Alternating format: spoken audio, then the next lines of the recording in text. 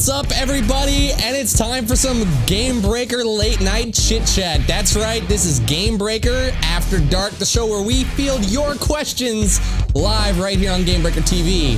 Joining me tonight to answer all of your questions like he does on PST from Tank Spot and the Weekly Marmot, it's Josh Allen, aka Lord. Hey. Josh, how's it going? How you doing? That is almost like the creepy smile. Oh, this could get really weird really fast. And because his fan mailbag is overflowing, making his debut appearance right here on the Gamebreaker live show, it's your boy Darnell. Oh yeah, ready for an entire hour of awkward pauses. Yeah, that's right. Let's get it started with one right here. Go. That was perfect, y'all. Damn, y'all doing fantastic. Thank you very much. All right. So before we jump into this and start taking some calls, there were some really big changes in Azeroth yesterday as we got the Theramore scenario. That's the big launch event that everybody was kind of waiting for and expecting. How did it go over for you guys? What are your guys' thoughts? Big event. Launch event. Yeah. I feel like I need to put finger quotes around everything involving. Ow! Look, this is how bad Theramore is. It's causing me actual physical pain. This is the worst. No, it was... Theramore was disappointing to me. I think the biggest reason I found it disappointing was because I've had a whole bunch of time to spend with the other scenarios in beta, and compared to the other scenarios in Mists of Pandaria, Theramore sucks. Like, it's just dull and crappy compared to the other ones. So I was thinking in my mind, oh man, we're gonna get something like Brew Moon Festival, we're gonna get something like Unga Ingu, something like that, but instead we got, I don't even know what to call it. It was running around in circles and killing things for 5 minutes. Yeah, for like 5-6 minutes. It was like, oh, we're gonna go ahead, we're gonna take Theramore. Yeah, oh, let's go and get them, we're gonna blow it up. Oh, we're done. Okay. Well, and Darnell, we talked about this last night. This was supposed to be, you know, the big event that thrust everybody into the Mist of Pandaria, and it just didn't really feel as epic as what we wanted it to. The big event that thrusts. If I had finger quotes or something, I'd probably do it right about now, but unfortunately, I'm just like moving my hands like this and like this. Let's just pretend for a minute that I'm making finger quotes, okay? Is that all right with everybody? There we go. All right, well, after all, this is a live call-in show, so let's just jump right to the callers. Calling us right now, we got someone on the line. Give us your name and tell us where you're from. All right, hey there, I'm Dythan, also Dalton. It's nice to meet you. Nice to meet you too, Dalton. How are you? Where are you from? I'm from Dallas, Texas. Wonderful. Dalton Texas. From Dallas. Dang, that's a name right there. Dallas Dalton, that's your new name. Go get a job. All right, Dallas Dalton, what's your question for us?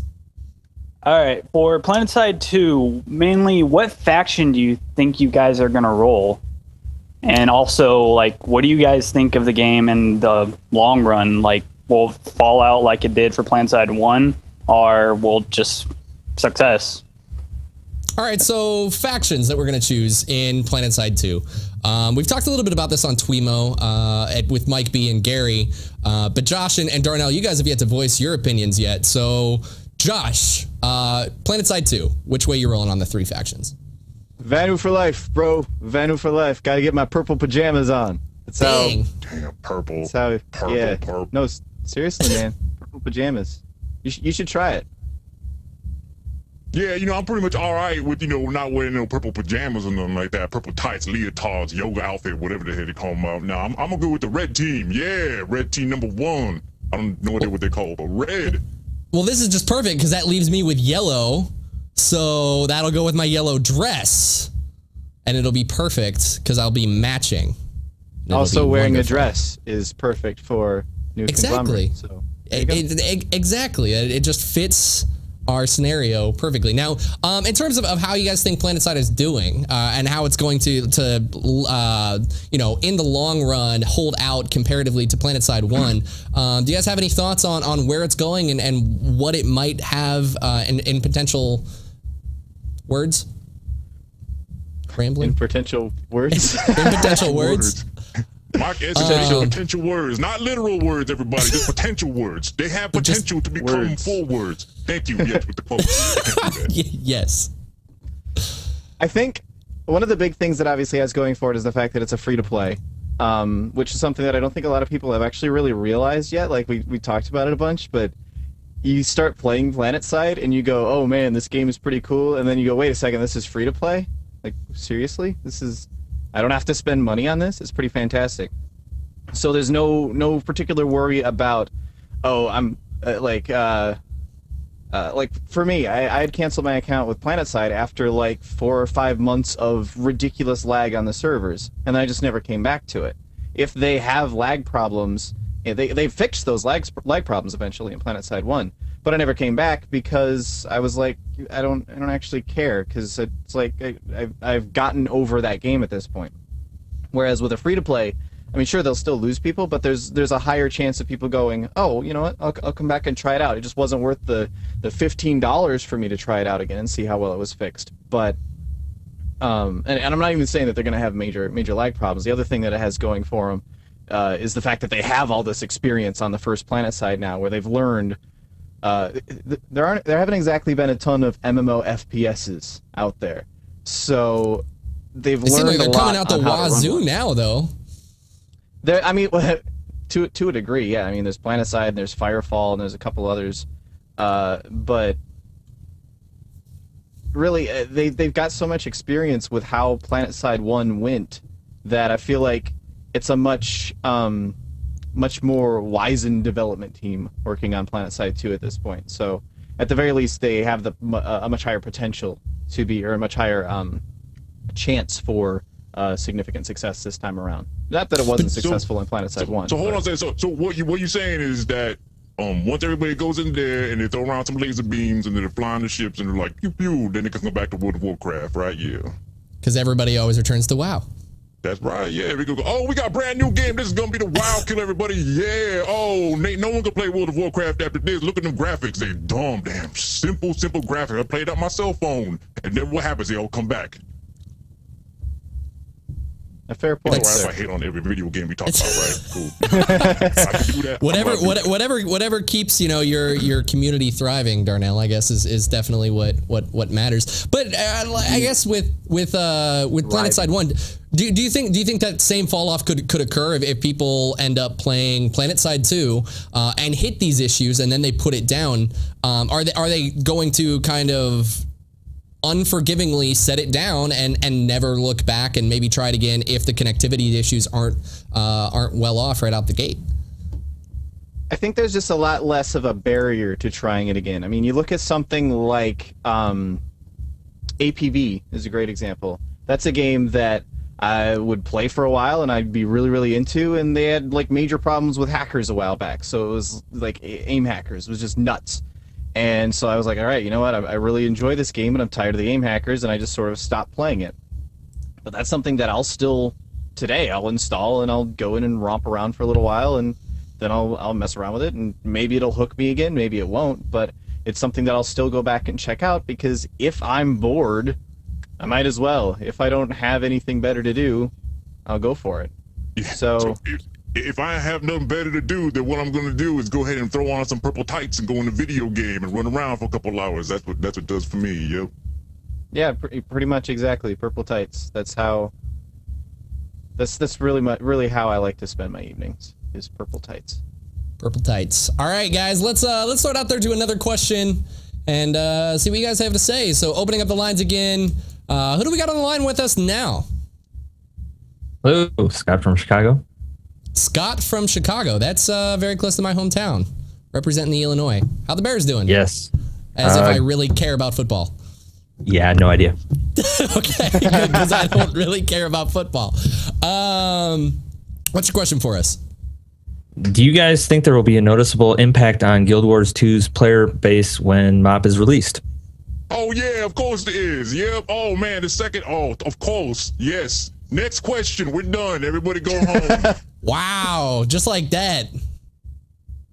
I don't know about that. I mean, you got to think about the fact. Here's the one thing that has actually shocked me a lot. And I've heard Mike B talk about this before a lot when in his vlog series where he's talking about how to make money playing video games or creating video game content. And we've definitely seen a massive dip in Guild Wars already in terms of the amount of people who are watching it on Twitch. I think just last night when I was looking at the viewership, it was just a little over 1,000 people who were watching Guild Wars 2 in comparison. I think even World of Warcraft, I know that right now there's a separation between Mists of Pandaria and Cataclysm, and I don't know which one it was, but World of Warcraft was, I believe, #2, if not #3 viewed over the weekend. So we've definitely seen a drastic shift since the launch of Guild Wars, and people kind of riding right back onto that train of getting involved in World of Warcraft now that the expansion is starting to near its release. What do you think, Josh? So they coming back to World of Warcraft. Damn, I feel like I just said that like a couple seconds ago. Like, as if I came out and I was like, oh, hey, Lord, do those air quotes for me, yeah. Oh, everyone's gonna go play this video game, this WoW killer, and then they're gonna come back. See, dang, I know what I'm talking about. Josh, do you have anything that can put Darnell in his place right now? Maybe refute, not agree with Darnell, so I can just shove it back. No, wait, this way, shove it back in his face.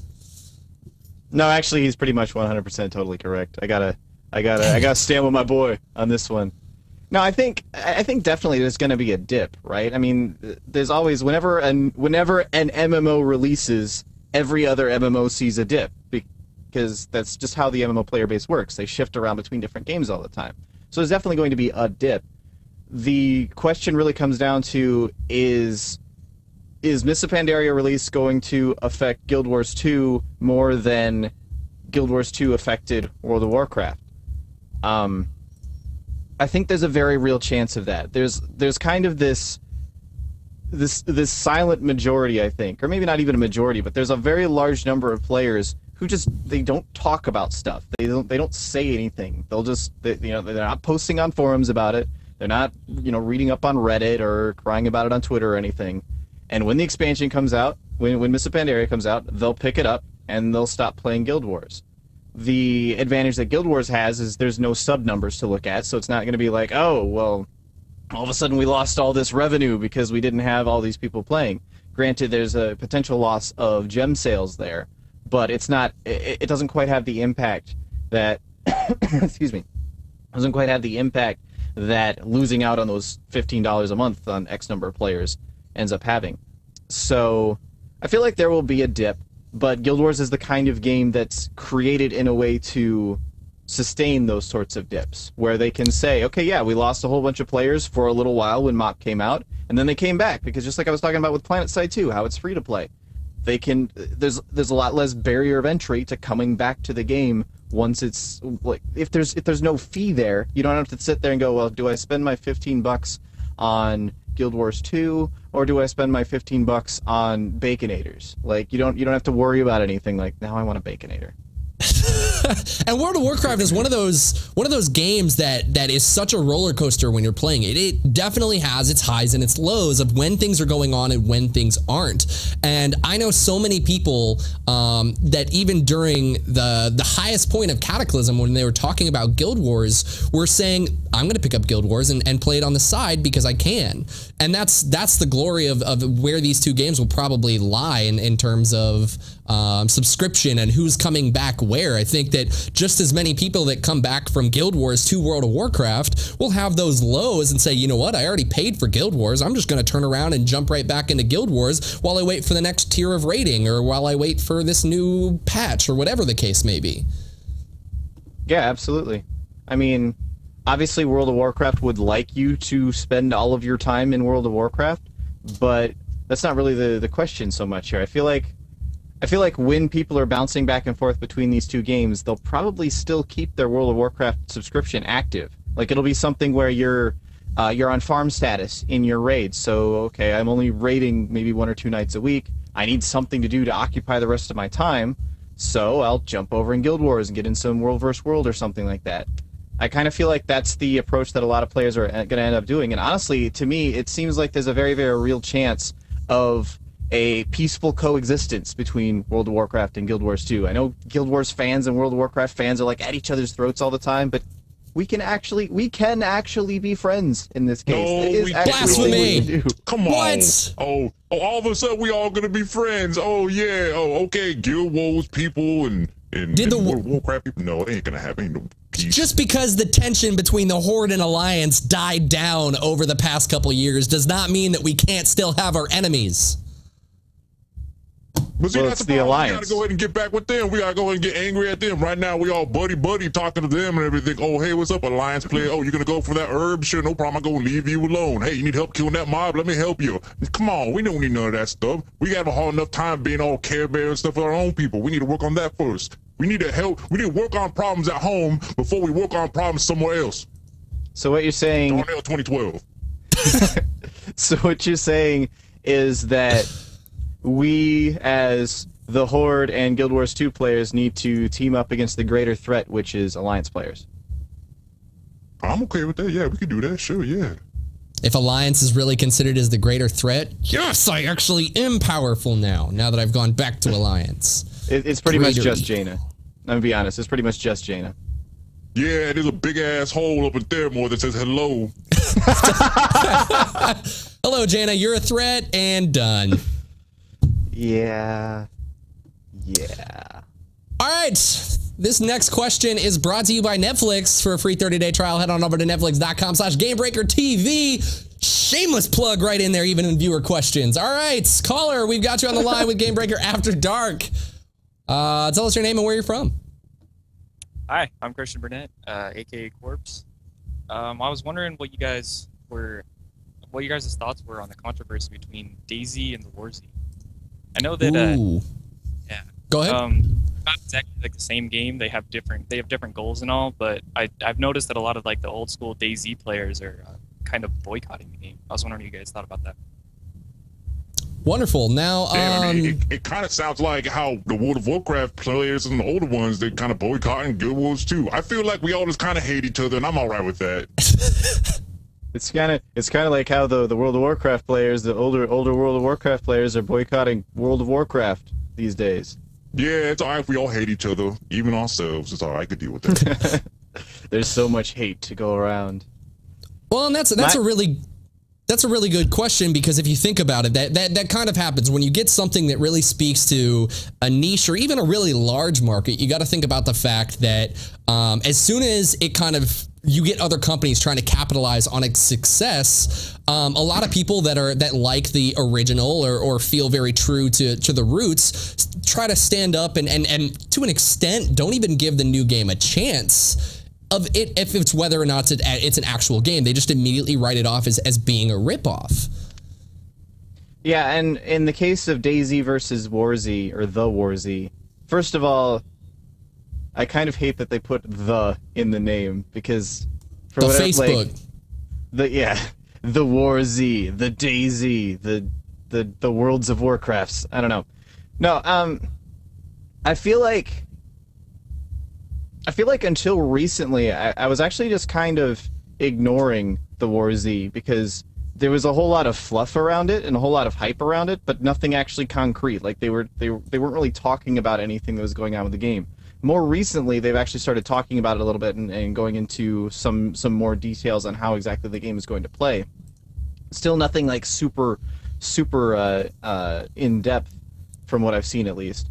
But it hasn't been, up until that point, it hadn't been really like anything to really talk about. It was just, oh, the Warzy is going to come out and it's better than DayZ for reasons that are reasons. They're completely and totally actually real reasons. We'll tell you what they are later. Do you think that's why the I hype feel of like- Warzy even started in the first place, was because of DayZ, and that's really all they had going for them? Was because when we heard about Warzy, I don't know how, I feel like it was around a month after DayZ really started to like hit the media everywhere. And Yeah, now we haven't heard so much about it. I kind of think we haven't heard so much about it just like in the media lately. It's been something that among DayZ players, it started to people are starting to talk about it more and more among DayZ players, because it does seem to kind of be capturing some of that. It seems to be targeting the Electro Hill Sniper in DayZ a little bit. That's the kind of market that they're going after. The guy who just kind of wants to kill other people all the time. Which is, obviously, it's a big part of DayZ as well as the PvP combat. But I feel like that's the market it's going after a little bit more. And again, I'm basing this off of next to no information because there really hasn't been a ton of significant details released for the game just yet, and I haven't got a chance to play. I don't even know if the beta's started or anything like that. I haven't had a chance to play it at all yet, so I don't really know like directly what's going on. Yeah, but pretty much. I mean, just to go and break it down, they came out and they was like, "Oh, DayZ's popular. Okay, hey, more Z. Yeah, we're gonna slap a Z at the end of this. We good. Yeah, no one's ever gonna suspect nothing. Okay, so now here's some pictures, by the way." And everyone's like, "Oh, they got some pictures. Dang. Okay, we got some pictures. All right." And then later on, they're like, "Oh, here's some gameplay footage. There we go." And that was pretty much the end of it. So yeah, we ain't got nothing on that. It was actually called The War until DayZ was released, and they were like, "Can we put a Z here? Can we?" Our Zombie. testing has confirmed that people like the letter Z. Let's just start adding Z to everything. Yeah. More Z, yeah. Gary Gavin Z. Wow. Raiders was actually just called Raider before DayZ came out. Wow. See, is what happens. Trends, man. Trends. All right, let's jump in and take another call here. You're on the line with Gamebreaker After Dark. Who do we got out there? Tell us your name and where you're from. Hey guys, it's me, Green Cactor. I've had a relatively... no, we don't want to talk to you. I'm kidding. All right, I have a relatively long question. It's about the Wii U, so it's not MMO related, but it's relatively long. So bear with me. First thing is, I don't mind the price point, but like it only has 8 gigabytes of space, and every single game is just a port. So why would you buy it? Because I mean, why would you want to buy a console that just has ports? And also, if they make a new, if Sony and Microsoft make a new console, then the Wii U is outdated again. And then, what was I gonna say? Yeah, that's all. Wonderful. All right. So the first part of that question was, why buy a console just for ports? If all you're basically looking at are games that are ports, which makes me immediately think of the Ouya and what they're trying to do with that. Now, they're not necessarily ports, but they're going to be Android-based games that start to flourish over there on the Ouya right at launch. So you're kind of running into that same concept there with Wii U versus the Ouya. My first gut reaction, sorry, Nintendo, I love you to death, and I know you just came out with a new Zelda, but if you're going to launch a new system, especially when you're showing a tech demo of Zelda, like, they'd even come out and said specifically, we're not doing Zelda, but still, they showed such a major tech demo with The Legend of Zelda on the Wii U, I think 2 years ago. I feel like you have to have Zelda to or Mario or some of your staples, Metroid. Those need to be in there when you're launching a new console like this. What do you guys think? Damn, you ain't helping nothing. Oh, every single Nintendo console. Oh, check it out. Oh, we got Super Mario Universe XL 14, baby. Oh, everyone's gonna come buy this stuff up. I went and bought a Wii at launch for Twilight Princess. Couple months later, sold it. Skyward Sword came out. I went and got a used Wii. All I'm saying is Zelda sells me on Nintendo. Hands down. Apparently multiple times. No choice. Multiple times. So I feel like that needs to be there for them, for Nintendo. Especially the other big controversy going on with the Nintendo right now is this higher price point. You know, it's coming out at a starter of $300, which is more expensive than it has been in the past. Also, before I just want to preface that, you also have to consider inflation. It's actually, if you look at the inflation graphs of what it costs, it's cheaper. But to people right now, it's $100. See, graphs, inflation, words, so many here about, what's it? How do I get Google on this thing?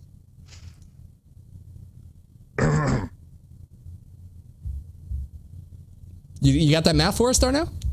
No, I'm good. Yeah, go ahead. So you were saying words, graphs, and all I'm saying is that's the other big controversy here with the Wii U is that it's obviously going to be more expensive. So what do you guys think with its price point? Is it justified with them just porting games, or should they kick back to some of their higher titles? There's a couple of non-ports for the Wii U, right? Like, was there a zombie game? I haven't been paying super close attention to the Wii U because honestly, I don't really care about Nintendo that much. I know I'm gonna get hate for saying that, but I liked Nintendo during the NES and SNES days. I'm that kind of crotchety old guy. Even like GameCube, up to GameCube, I was still like, yeah, Nintendo. And then the Wii came out, and I just kind of went, whatever, Nintendo, whatever. And now they have the Wii U, which just sounds like an ambulance. So I'm not all that interested. Yeah, exactly. I haven't really been paying that much attention to it. But isn't there like a zombie game or something coming out for it, like Zombie U? Because you apparently that. Side note: if every single game released on the Wii U is gonna have U on the end of it, are we gonna like have Super Mario? Is that gonna happen? Zelda? That happened with the 3DS and everything else that they've done. Apple does it with I at the beginning of everything. I would not be surprised after we just had the conversation about DayZ. We talked about how they just did it with DayZ, and then Z started popping up everywhere. Yeah, I don't know.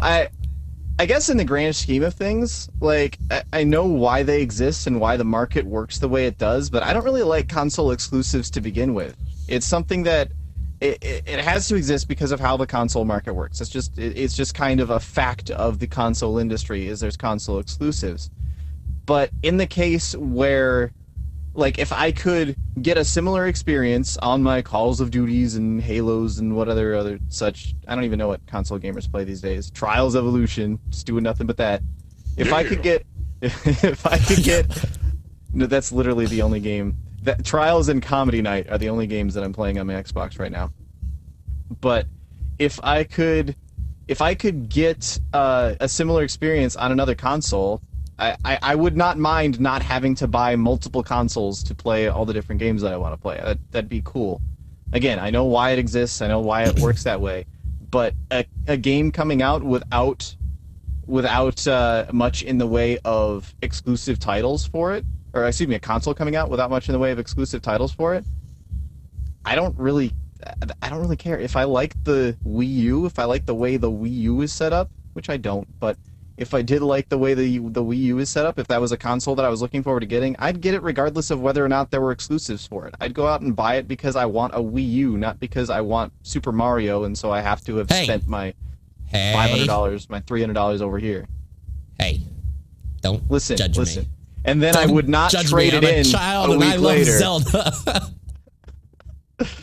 Whatever. All right. So the second part of this question was the only note I was able to type out was new console from Sony, Microsoft. I think if I recall, he was basically saying is the Wii U going? What's it going to spark in terms of expectations from Sony and Microsoft? Because at this point, I'm pretty sure it's not like the Wii U has thrust Xbox or Microsoft and Sony into making the next generation. They were already planning that for a while now before the price point. So I think where he's going with it is where is that price point going to lie based on what Wii U is setting as a precedent? $600. You think so? Damn. Would not be surprised in the slightest. Didn't the PS3 launch at like $499? No, the PlayStation 3 launched at like $600, and then they dropped the backwards compatibility out of it, and then it dropped down to I think $400. Okay, yeah. So I think it's been a while, but yeah. That right there is the backwards compatibility issue of it. If they add that in, that's going to be a major factor because that was a huge factor for early PlayStations because only the first generation of PlayStation 3s can play PlayStation 2 games. That's going to affect at least the PlayStation's price point. Microsoft has done a fairly good job of being backwards compatible with Xbox games, if I'm not mistaken. I think the only other one Xbox game, the one original Xbox Halo game that I still play is not backwards compatible. I was trying to play SSX Tricky, and that one wasn't backwards compatible. So I had to pull out my old original Xbox to play it. But yeah, other than that, they've been pretty good with backwards compatibility. So, yeah, see, that's why you just play video games on PC. You don't have to worry about backwards compatible. Oh, I gotta go to eBay, buy myself an old Sega Dreamcast or something, or maybe a PlayStation. You just gotta update your computer every 3 months. Can I throw in one little side note here on this similar topic? Thank God, Gearbox Software. Thank you so much for actually making the PC version of Borderlands 2 not a crappy console port this time around. It's so much better. Seriously. Awesome. Yeah, you know, I watched that Total Biscuit video too, Lord. Yeah, I know what you're talking about. I watched that one too. It's alright. No, it's okay. It's cool. It's alright. It's alright. Yeah, you know. I'm sure you did. It's alright. Nope. There we go with them awkward pauses again. Dang. Nope. Listen, you're just jealous, man. You're just jealous. All right, so let's throw it back out to another viewer for another question here. We got you on the line with Gamebreaker After Dark. Caller, tell us your name and tell us where you're from. Hello, Domino's.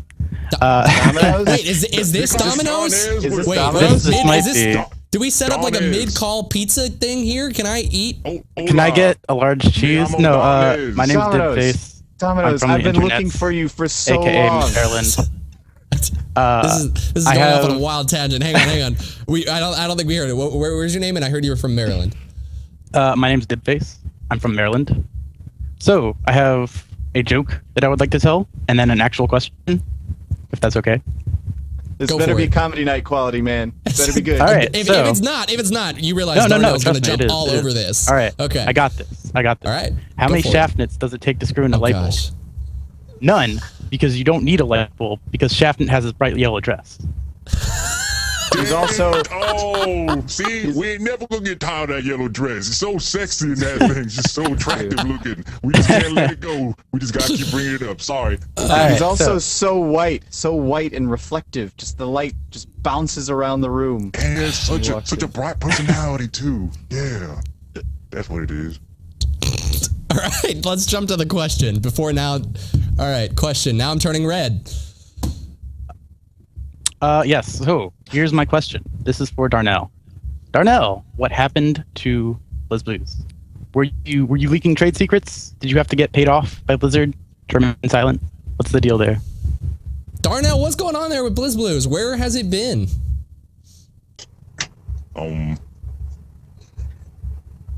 Yeah, so, you know, maybe I've been kind of busy lately, you know, doing other things, like, you know, like everyone else that plays World of Warcraft. Every time I get on to do something, ain't nobody here. Everyone's like, oh, I'm gonna play the other WoW killer. They always come back. I suppose maybe I'll look at it one more time when the Mr. Pandaria Panda thing come out, but, you know, maybe I just need a vacation. Yo, it's hard work being out here doing all this stuff and being all sexy all the time, you know, getting all made up, going to the gym, working out, and, you know, and trimming down there. And you've even stepped out to try and find the WoW killer by branching out and doing a whole bunch of Let's Plays. You're doing the Let's Plays now and doing all those episodics of searching for that next WoW killer, right? Yeah, oh, Clop, dang. Clop, the WoW killer right there. Damn, you cannot, no. The WQW Clop, no, that's a WoW killer right there. Watch out, Guild Wars, because it's coming for you next. Watch out. That's all. All right, now that about covers it. So let's throw it out to another question. You're on the air with Gamebreaker After Dark. Caller, what's your name and what's your name and tell us where you're from?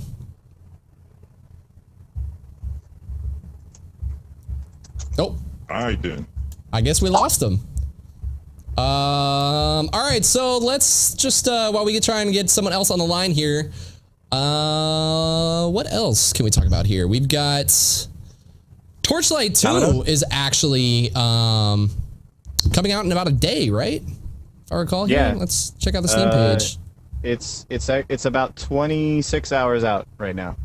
What are your guys' thoughts on that Diablo clone? I know that one. Yeah, it's exactly like Diablo, but with brighter colors, kind of like how, you know, League of Legends is just like Dota, but with brighter colors. That's right. See, that's how they make these video games nowadays. Make them brighter colors. New video game done.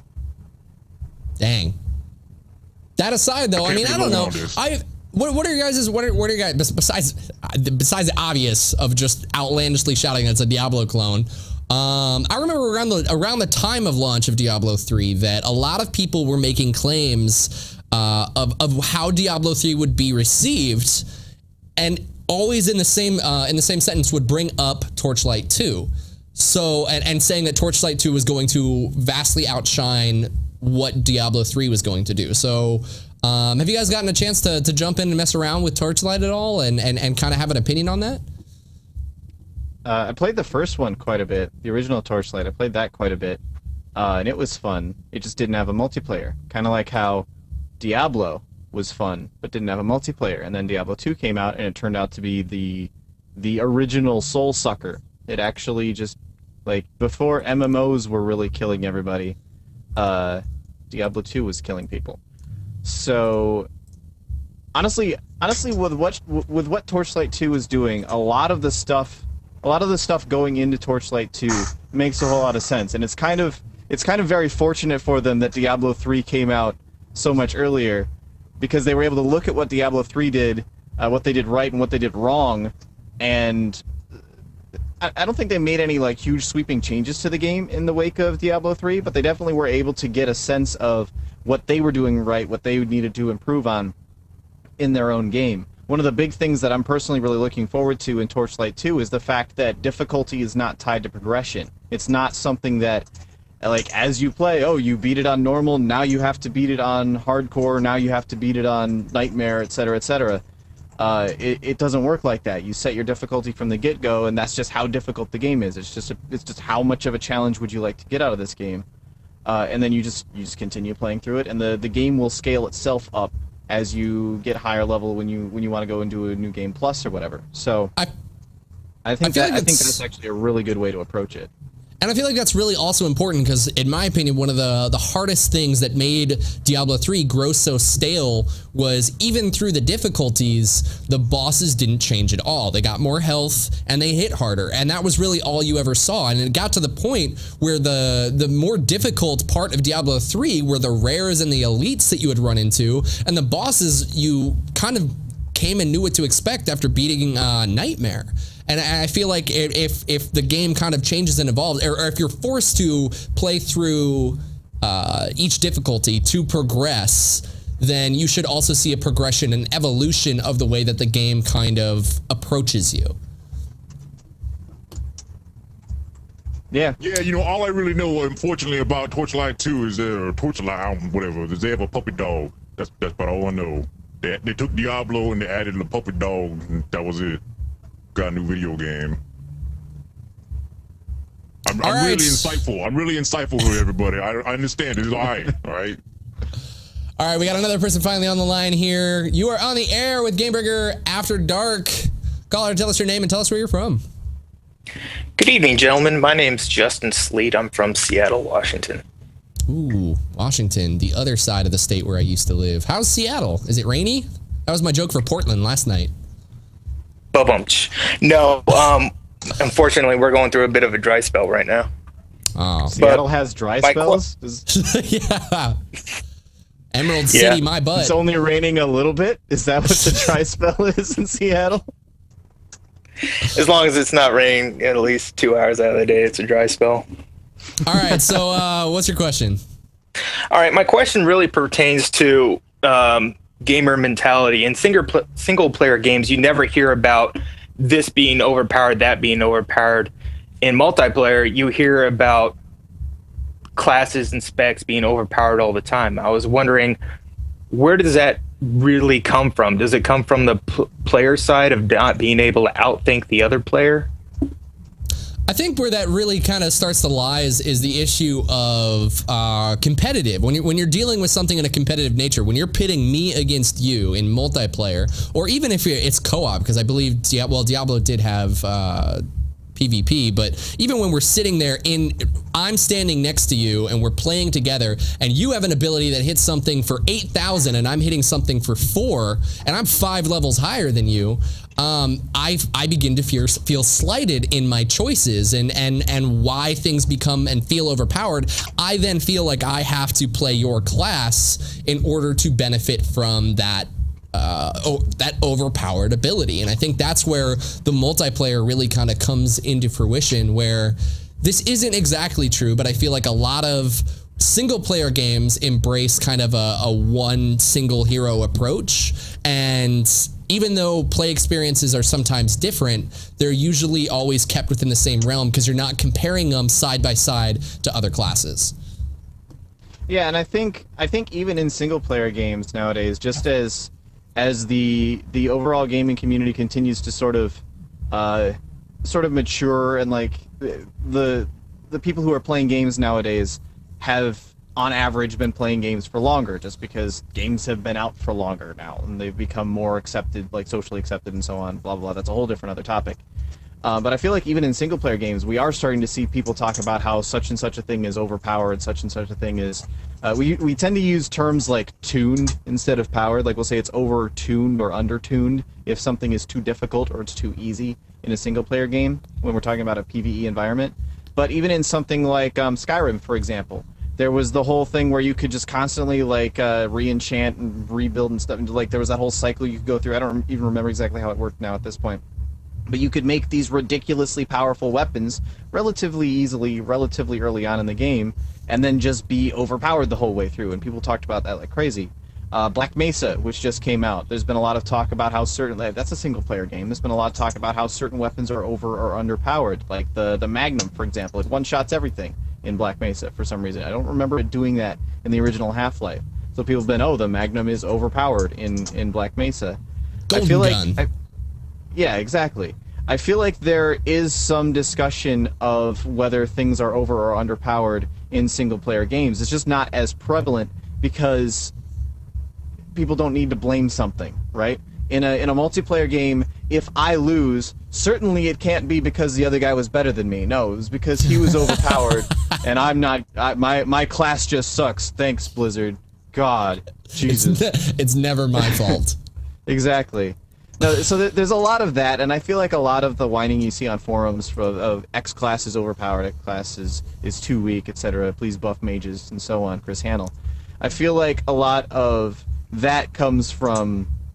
It's gonna sound like I'm really digging into Chris Hannell now. I kind of wish I hadn't dropped his name there, but it's gonna sound... It comes a lot from people who just... They lose in a video game, and they go, well, I need some reason that this happened.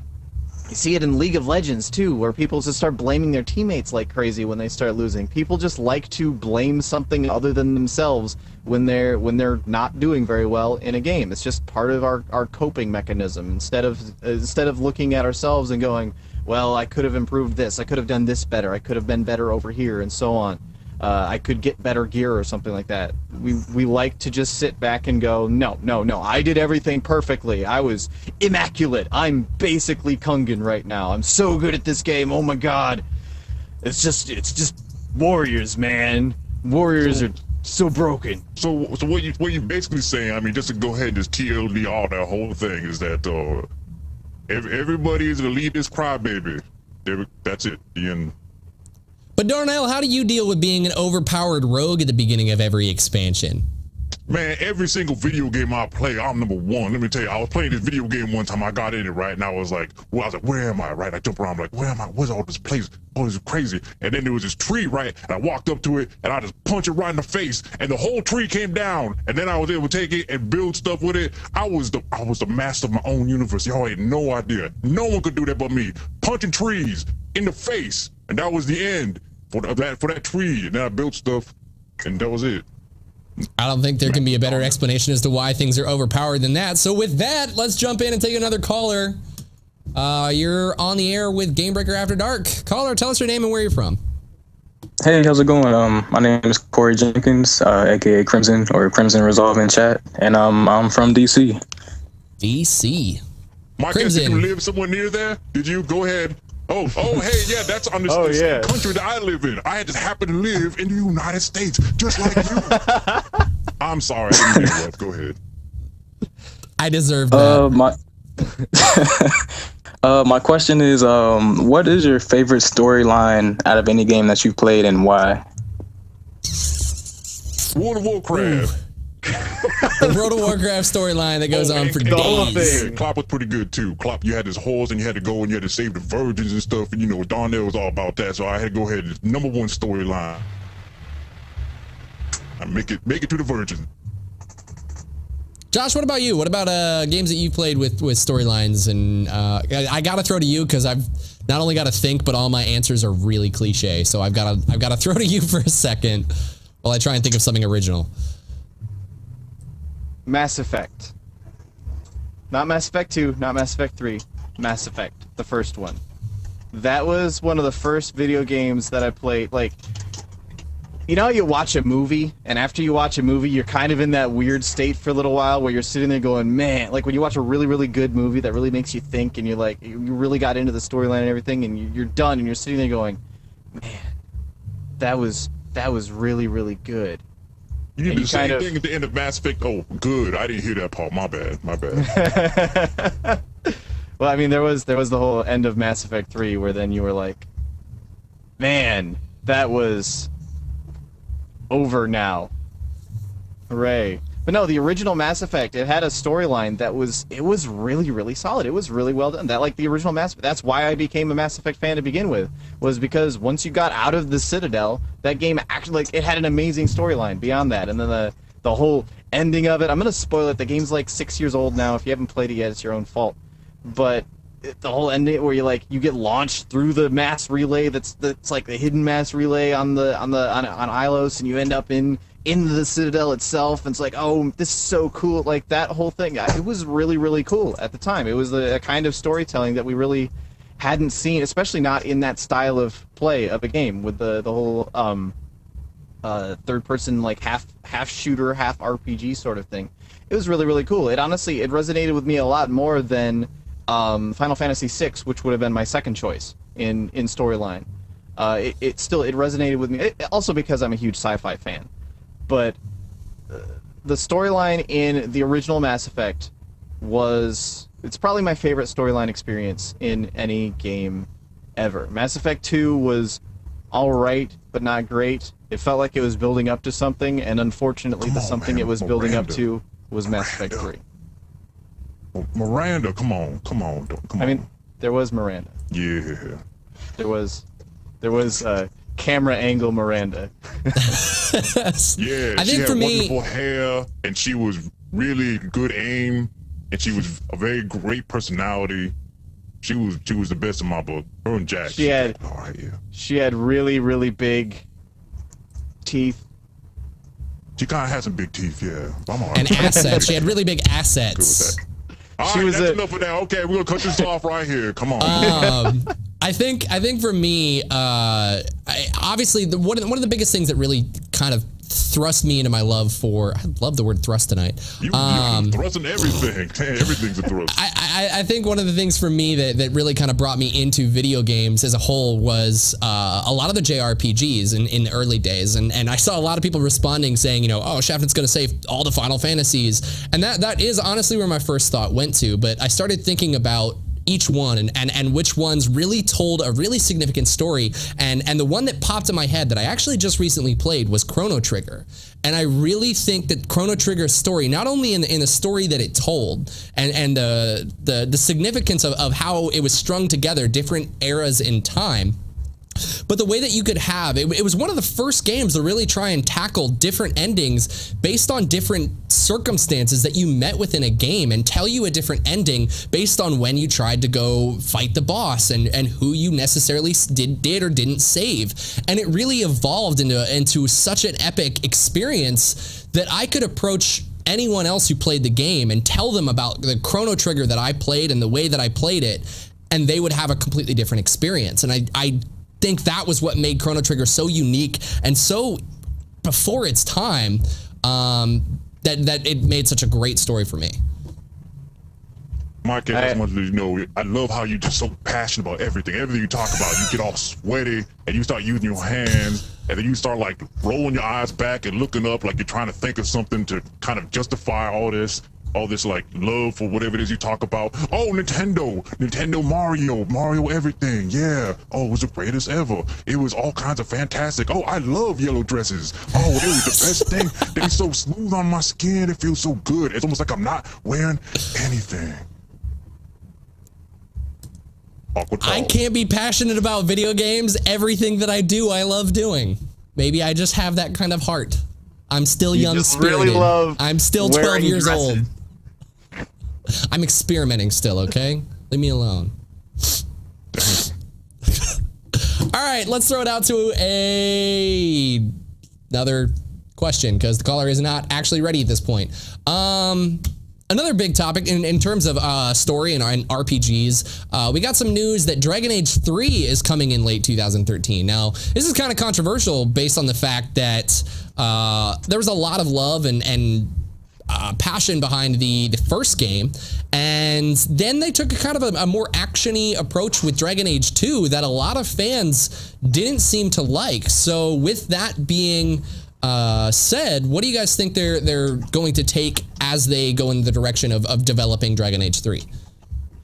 But if by different direction you mean that it was just bad, yeah, no, I totally understand. Maybe, yeah, that was the problem with Dragon Age 2. It was not good. So maybe what they should do here, check this out. I got an idea. I got it. Check this out. Maybe what they should do is they should go ahead and make Dragon Age 3 better than Dragon Age 2.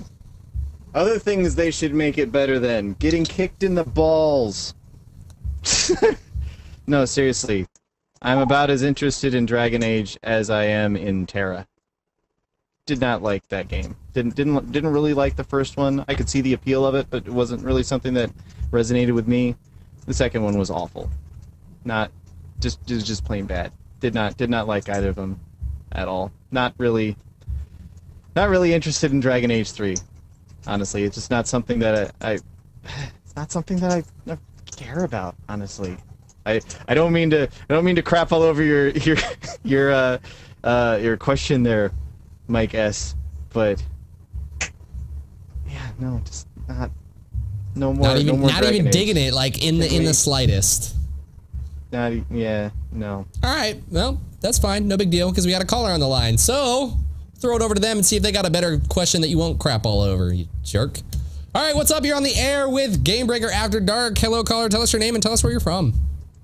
Hi, I'm Rob from Long Island. How's it going, Rob? Good. I actually just got my wisdom tooth removed today. And you're talking tonight. Congratulations, you have wisdom teeth. You were either very high on Vicodin right now, or okay, all right. Good to know. Darnell this had could his be a really good wisdom teeth question. removed once. It just went poorly. One time. I was actually just wondering, Laura brought it up at the top. I was wondering, what do you guys' thoughts on scenarios are? Like, what do you think they're going to do, like, to change the dynamic in WoW? Like, will they drop the time for queues for dungeons because more DPS will be trying to just get in quick on scenarios? Or what do you think? Do you think it's just going to be more of the same? So now scenarios... Go ahead. There's scenarios are something that I think everyone, including Blizzard, is looking at them, expecting them to be something bigger than they actually are right now.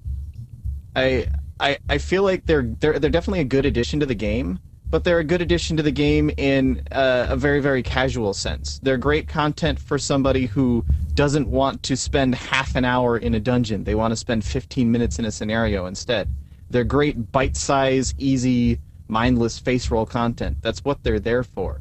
The Theramore scenario was disappointing because even inside the parameters of what scenarios are supposed to be, it was a poorly done scenario.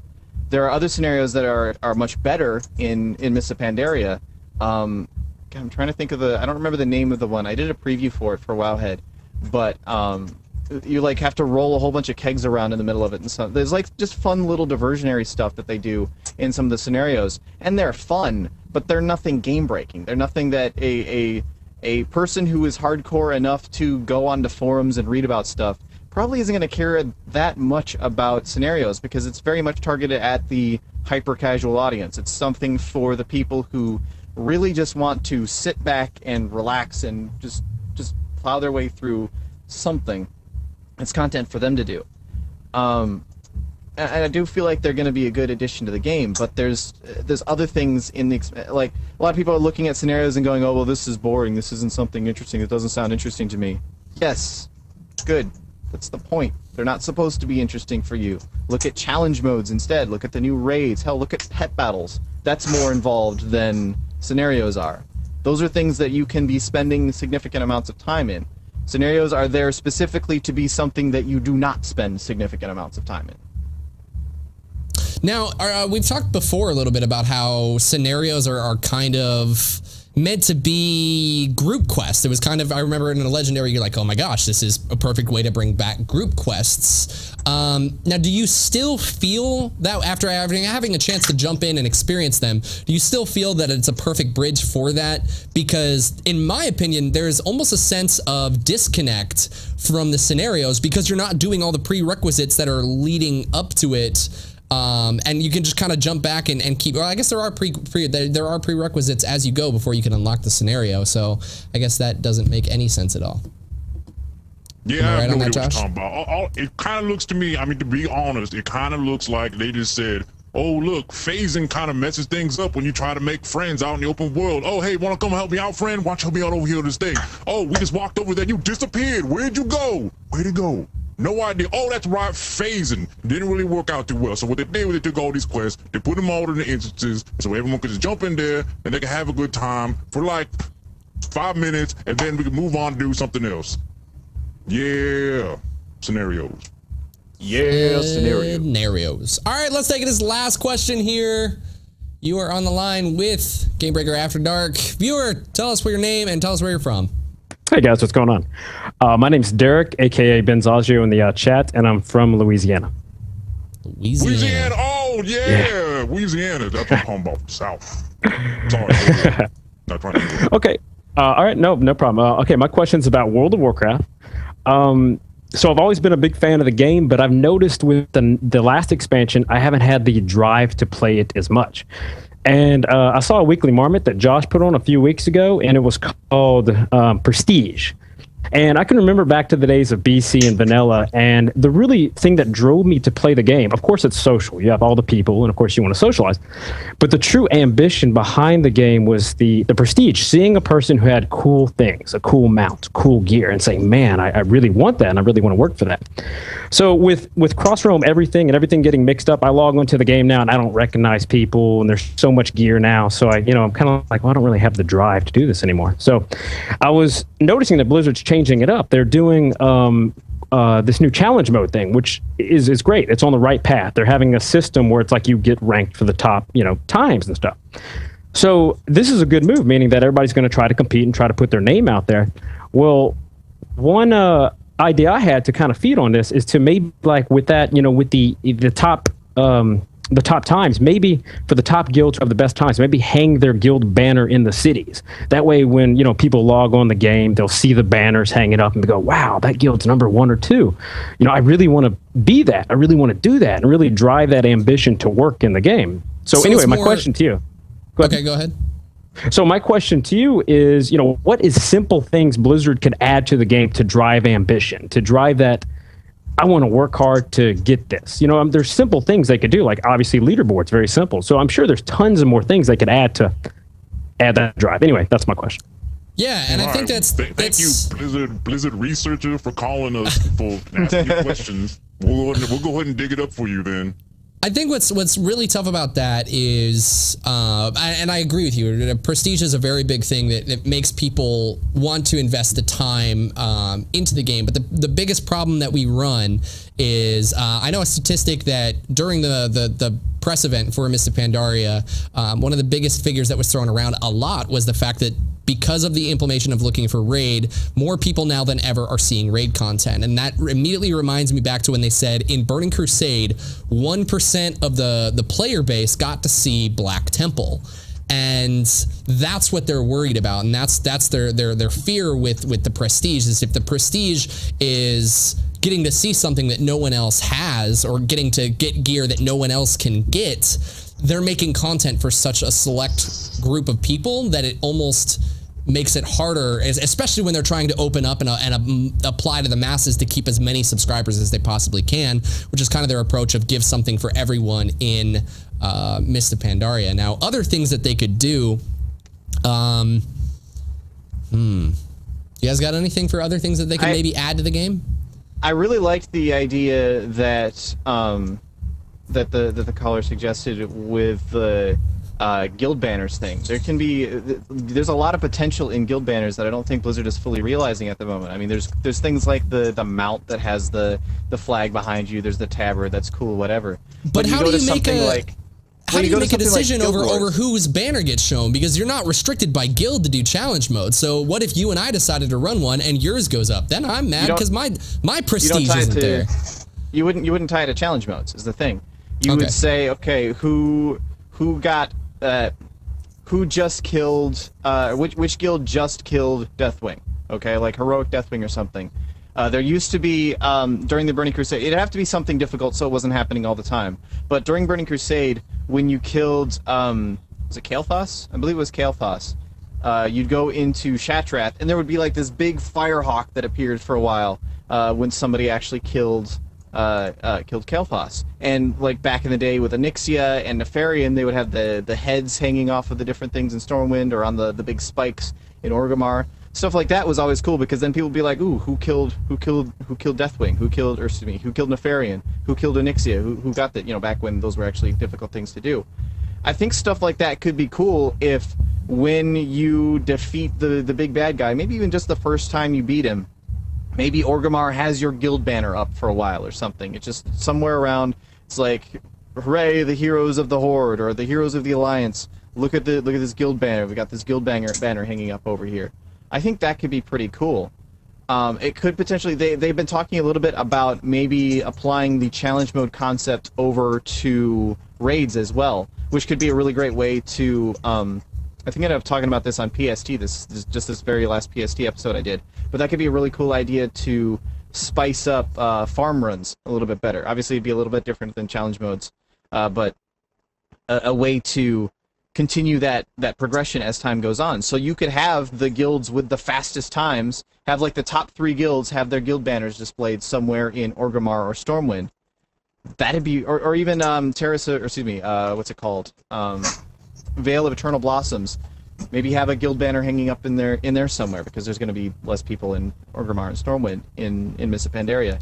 I think there's a lot of merit to that idea. I'm actually loving that idea quite a bit.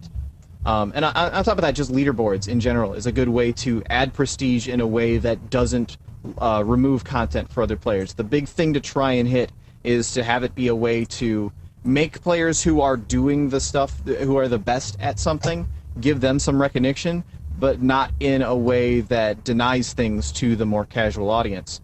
So something like leaderboards where you can just look it up and see, okay, who got the fastest clear? Now that person, every time I open up this interface on my World of Warcraft account, every time I go to do a challenge mode, I see who had the fastest time in this challenge mode, and there's their names right there. Stuff like that is just great ways to add prestige back in for the hardcore audience in a way that doesn't damage the experience for the less hardcore. What about you, Darnell? What kind of prestige do you want to see? Damn, I don't know. Darnell kind of prestigious in and of itself. Every people see me come down, they're like, that's Darnell. Oh, number 1. I don't have to really do nothing, really, just kind of be myself. But I suppose if I was going to go ahead and maybe, you know, read chat room and look for ideas of my own, maybe some houses or something like that. Because sometimes I go out and talking to some people and stuff. You know, when I go out, the ladies is all over me and stuff. So, you know, maybe if I had somewhere to go afterwards, you know, show them how nice I interior decorated my place and everything, I may be all right. Other than that, yeah, that's pretty much it. Yeah, houses. Houses. All right, you can follow Darnell right there at Darnell Sup. Do so right now. Darnell Sup. Maybe we'll see some more Blizz Blues sometime soon. But if not, he's dang doing some Let's Plays. So be sure to go check those out. And Josh Allen, you can follow him right there down at Devilore.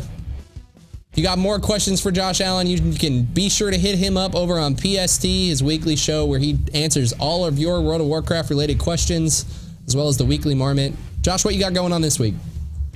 Borderlands 2 on tap sometime very soon. As soon as I can get the time to put that together. World of Warcraft 5.0 UI video, I'm going to be going, that's going to be a pretty big thing that I actually have to put together, but basically I have a lot of stuff to do. This week is in Torchlight 2, and finishing Black Mesa, and then Mists of Pandaria on Tuesday, and I don't know, Heart of the Swarm, more stuff. I might have a beta key giveaway for that soon. A lot of stuff. Holy cow. And you can follow me right here at Mike Schaffnitz. Be sure to follow at Gamebreaker TV and check back to the site gamebreaker.tv for all of your video game related news. Nope, not Legendary After Dark. I almost made it through the whole first episode without calling it that. Gamebreaker After Dark, right here on Gamebreaker TV, where you guys can call in and ask us your questions live during the show, but you got to catch it every Tuesday at 9 p.m. PDT. Thank you guys so much for all of your calls, guys. Thanks for your expert opinions, Darnell and Josh. We'll see you guys next time. All right.